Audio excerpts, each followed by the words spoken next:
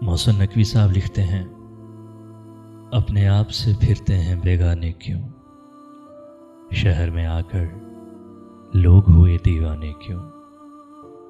ہم نے کب مانی تھی بات زمانے کی، آج ہماری بات زمانہ مانے کیوں۔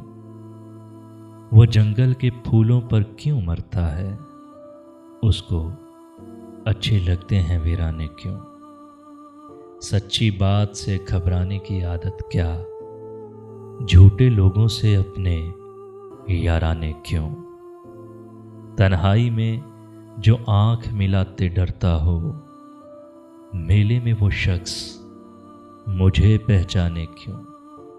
محسن، جب بھی چوٹ نہیں کھا لیتا ہوں، دل کو یاد آتے ہیں یار پرانے کیوں۔